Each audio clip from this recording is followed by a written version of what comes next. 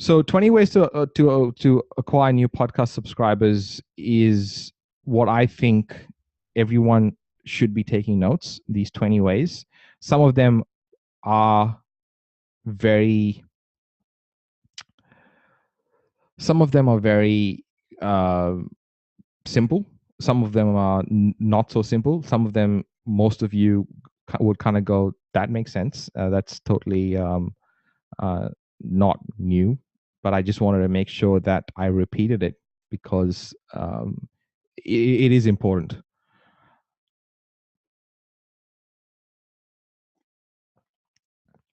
All right. Number one,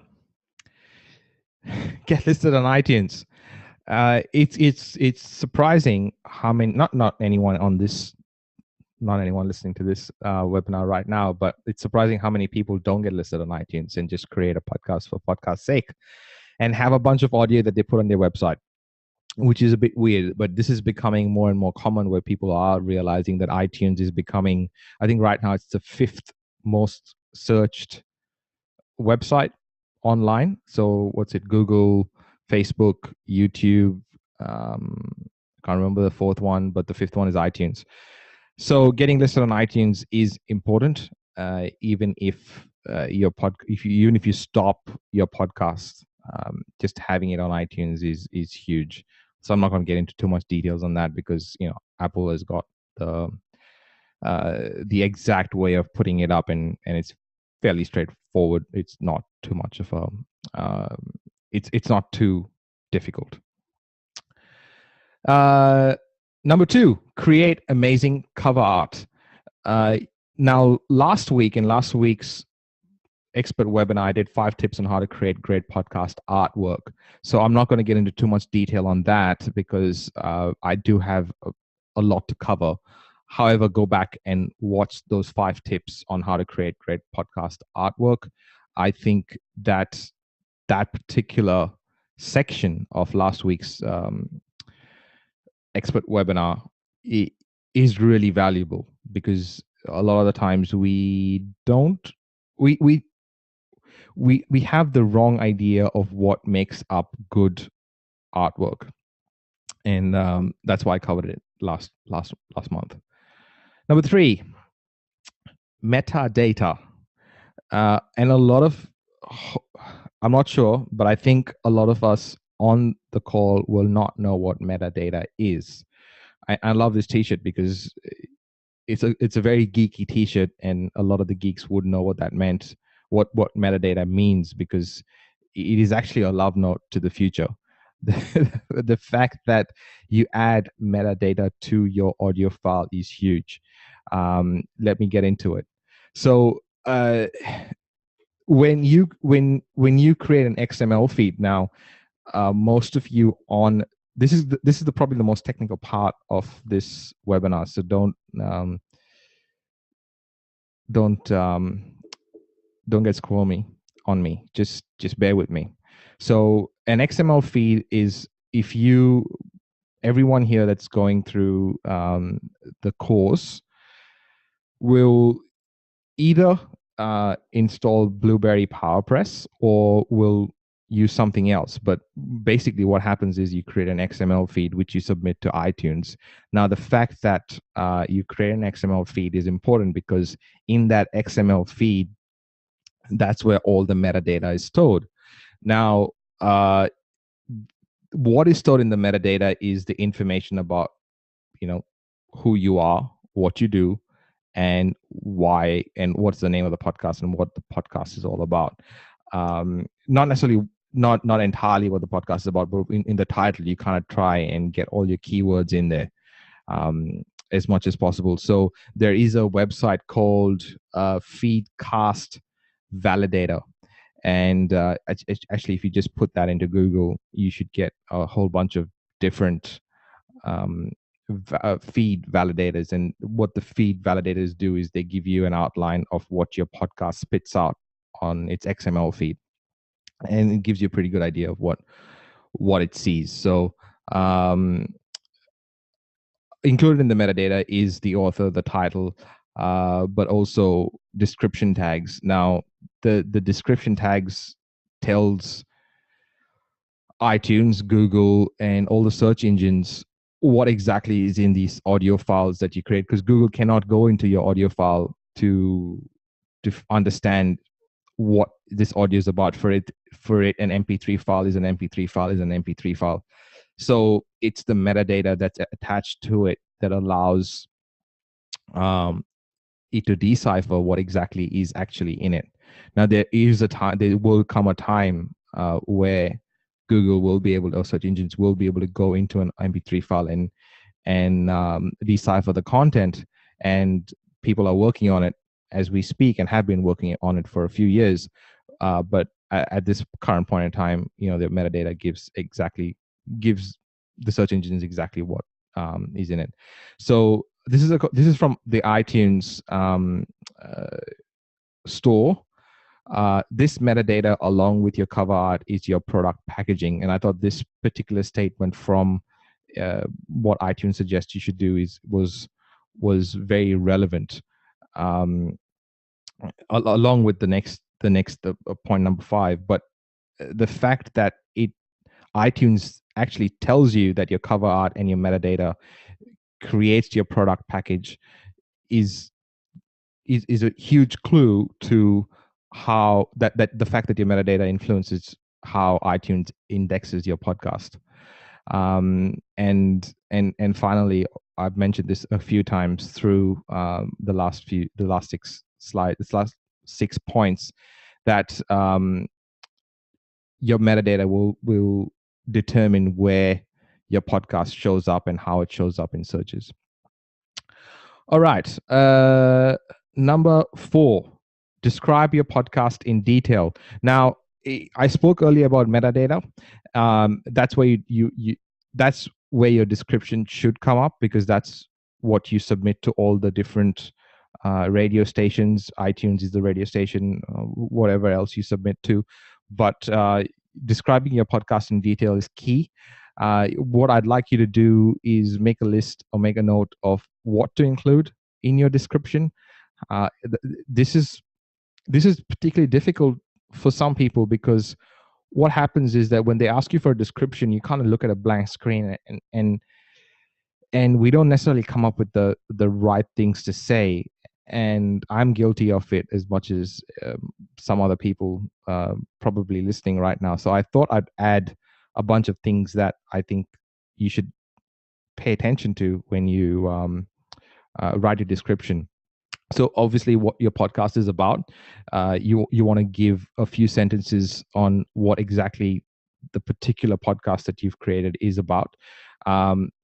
This is absolutely valuable. In fact, you probably should put that above what your podcast is about. So how you help your listeners, what this podcast will do for someone listening.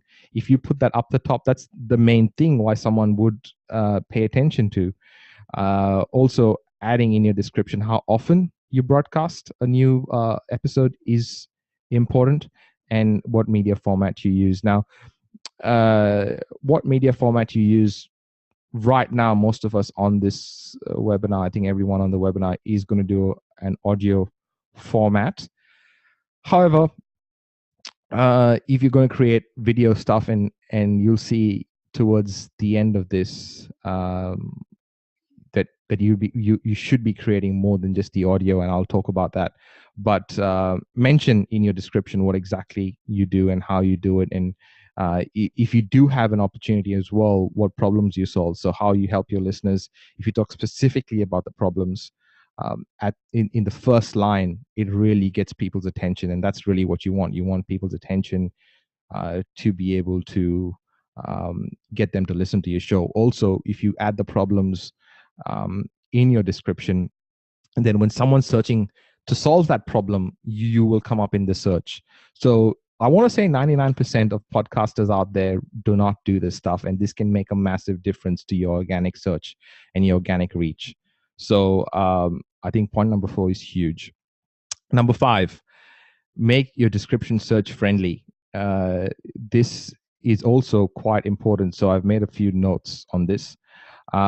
Your description obviously has huge influence on whether people discover your podcast or not. Now, going back to point number 4, and the things that that I covered are key. Ask yourself what people might search for when they need the information that you're sharing. Um, so, as an example, who's on the call? Christy. Christy has a podcast for massage therapists. Now, one of the things that that I don't know, but one of the things that Christy did initially was to talk to a whole bunch of massage therapists and found out what exactly their problems were. Spoke to them, and one of the things that they hated was exchanging time for money. Now, if as one of the first lines, Christy said, "Are you sick of exchanging time for money?" in her podcast, or "Are you sick of exchanging time for money as a massage therapist?" Then that gets someone's attention. But taking it one step further is what exactly when these massage therapists are absolutely frustrated, when they're sitting there trying to do their tax returns, and do the marketing, and then try and have the team put together and all that. When they're absolutely frustrated with all the things happening, what is it that they're typing into Google?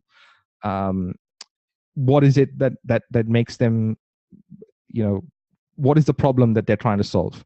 So if that's in that description as well, then the chances of her podcast coming up is quite high. So what else? Yeah, make a list of words and phrases, then run them through Google's keyword tool to refine them.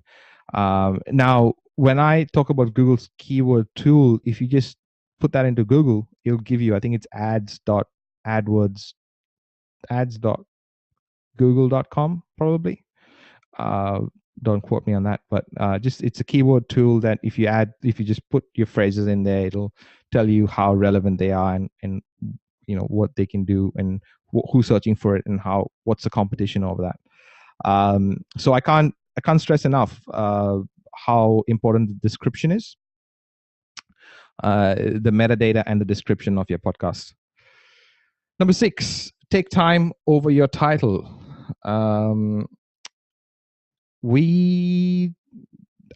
I have to admit that I have created some podcasts with pretty rubbish and shitty titles. So I do think that the title of your podcast does matter. If you take time over anything, it's obviously the concept, the title, the branding, everything else you can fast forward and just push and make it happen. But choosing a good title takes time. Realizing that the simpler it is, the better it is. Because as an example, Bon Appetit. What the fuck does that mean? Like, I'm so like, hindsight is always 2020. But when I think back about why I named it that, yeah, it made sense to me. Uniting entrepreneurs over food, it makes sense. Bon Appetit. But it's only when I have 10 seconds to explain that does it make sense. The recent one, Podcast Revolution, again, it doesn't mean shit. Now that's why it's I have rebranded that, the conversations in there, and I've put it into a new podcast that we started, which is called Should I Start a Podcast? Now that makes it's so simple. It's simpler. The simpler, the better. So again, it's just stuff that you learn over time. It's important that potential listeners should know exactly what they'll get just from the main words in your title. This is a learning curve. I don't know whether everyone will agree with me on that, or whether other podcasters will agree with me. It's just my learning in particular. This is important, submitting it to other podcast directories. And for you members, I'm going to create a separate post in the membership. And I'm going to have a list of podcast directories that you should be submitting your podcast to. So it's not only iTunes and Stitcher, there are other ones out there.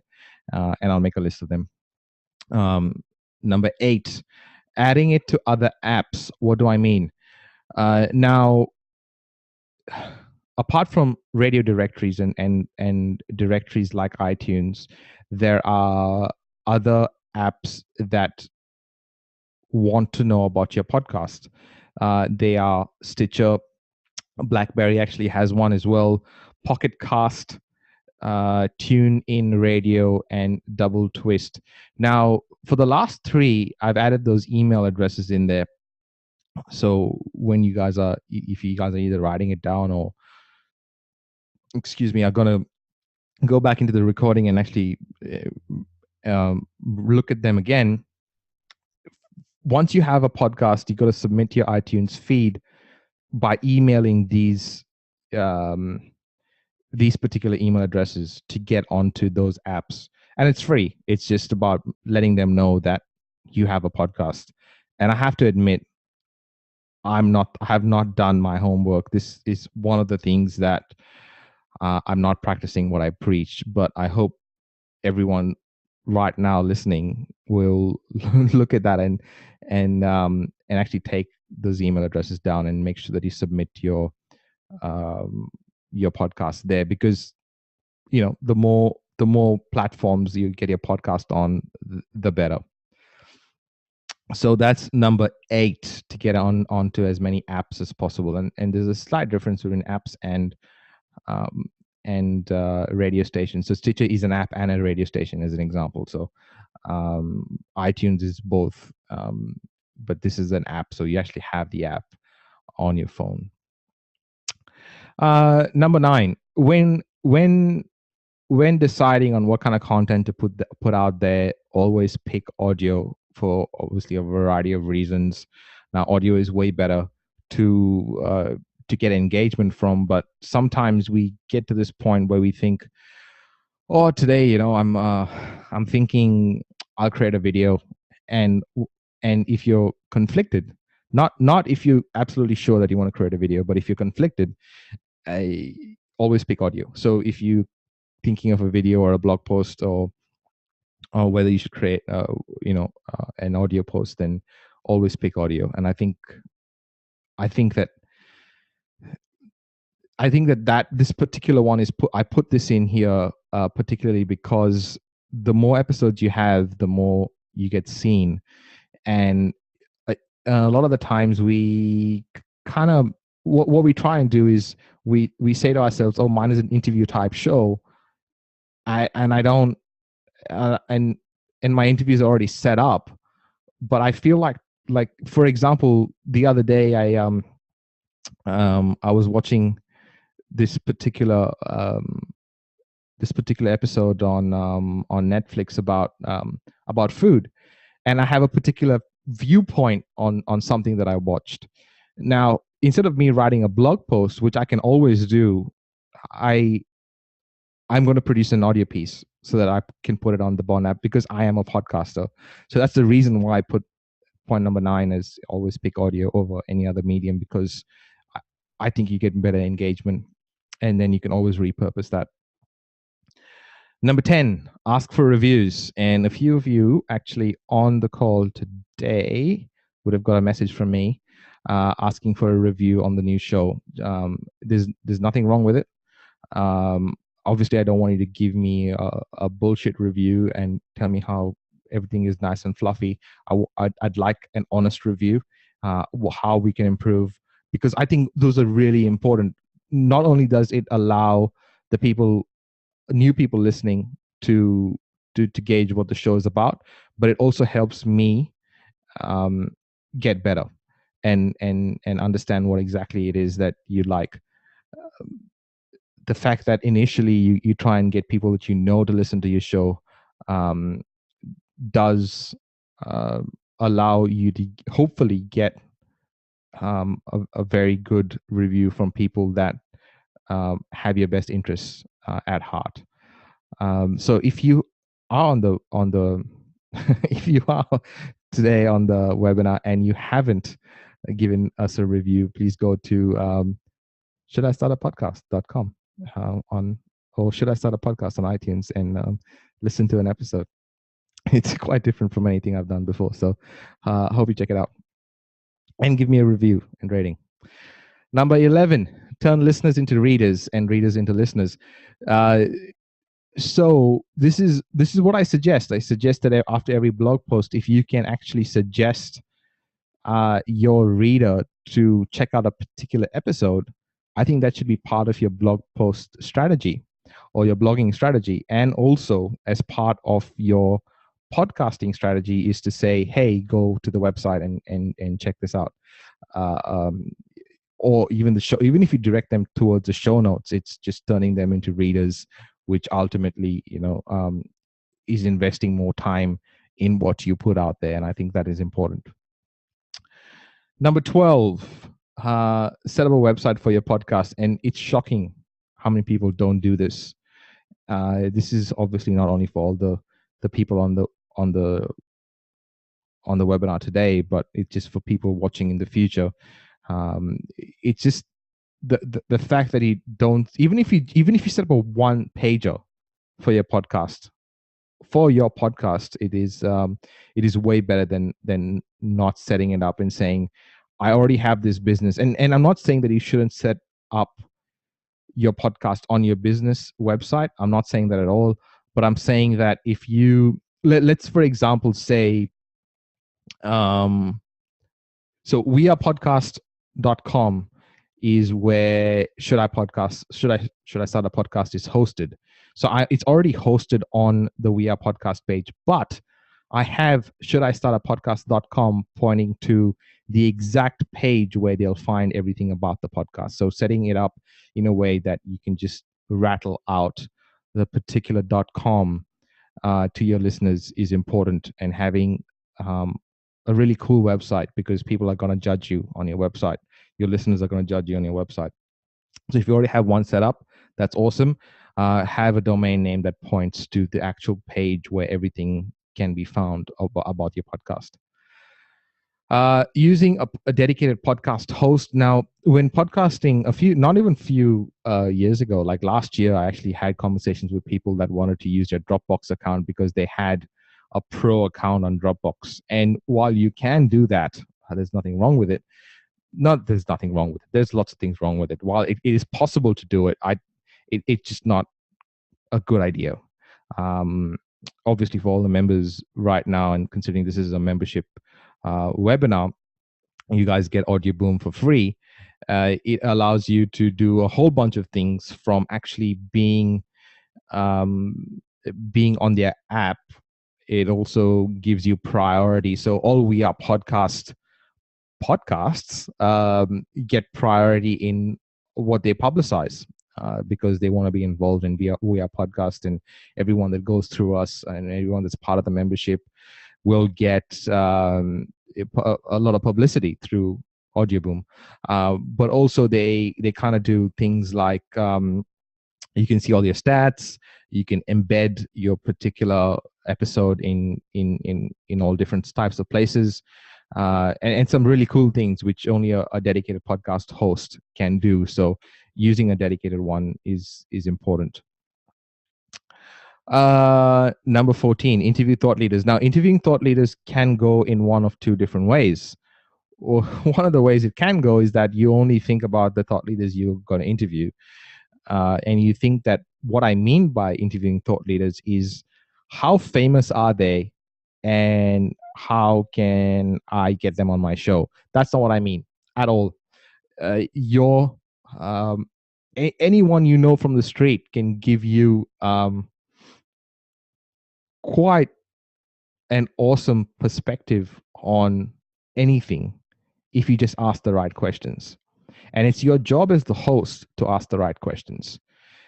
And a few people on the call know that I'm pretty hard on hosts, especially if they go through my training program, to make sure that they realize that it's their responsibility to ask the right questions.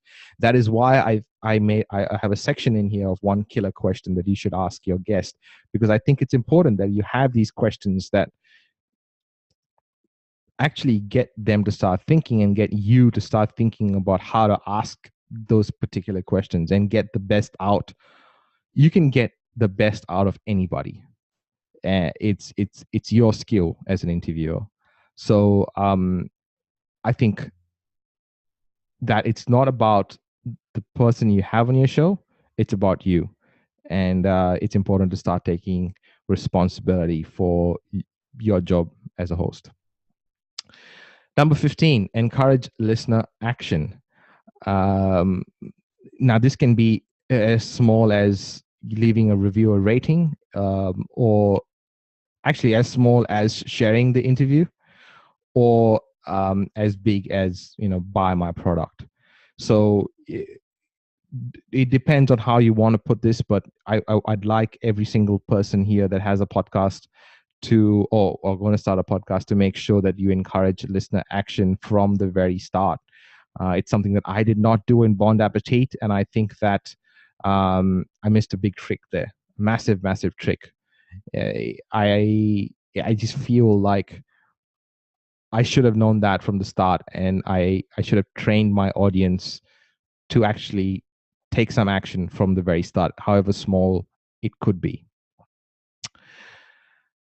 16, be the cool kid. Now, everyone has a different definition of what cool means, but be the cool kid for your audience is what I'm trying to say here. So be the person that they want to hang out with, whether that means that they look forward to the things that you do, or look forward to meeting you, or making sure you reply to their texts, or not text, but tweets or Facebook posts. And again, I have to say that I have not been particularly practicing my preach, but it's something that I have given a lot of thought into when I'm putting this together, and the things that I have not done, things that I should be doing, is also in these 20. Number 17, enlist the press. Because this is a bit, there are things in here that are not straightforward. I thought I'd put another slide together that explained what I meant by enlisting the press. Realizing that there are some episodes that you create that are newsworthy is important, first of all. Now, what are those episodes? Interviewing a famous guest. Now, as an example, the mayor of Gold Coast and the mayor of Ipswich that I interviewed, I should have actually let someone know that I did it, but I didn't. Your first episode is newsworthy. Milestones, episodes, anniversaries, all that kind of stuff. The press want to know. Contests and promotions.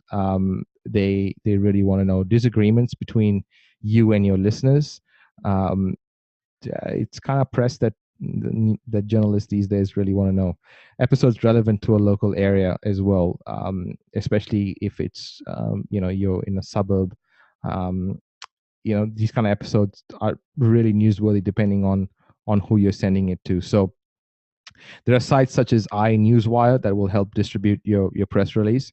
A Source Bottle also is pretty. You should be subscribing to Source Bottle, as well as Media Stable. I actually have a really awesome event, or a couple of events coming up. I mean, it's going to be held in Sydney and Melbourne. I just heard from the organizers of the event last week, and it's all about the press and how to create a story for the press, and you'll be trained, and then you get a chance to pitch to Huffington Post and all these kind of. It's really, really cool. So when I have more details, I'll let you know. So, and if you have a press release, and if your press release has local relevancy, like I mentioned in the last point, episodes relevant to local areas, then let the editor of your local newspaper know. So don't miss that trick, especially if you have an assistant helping you out. These things should be on their radar as well as yours. Be real. Number 18. I cannot stress this one enough. And as much as I thought I had 19, I had to put this one in. I had 19. I had 19 things that I should have spoken about. But I think being real is super important. We have this conversation with the person, and then when we get onto the recording, we have a different voice. Not always cool. People will sniff you out and call you out on it. So whether it's your guest or your audience, which is part of number 19 in getting your audience to talk back to you, whether it's through tweeting or through sending an email, or however.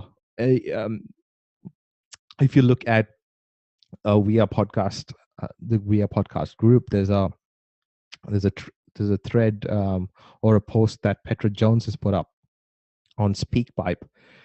Excuse me, one sec.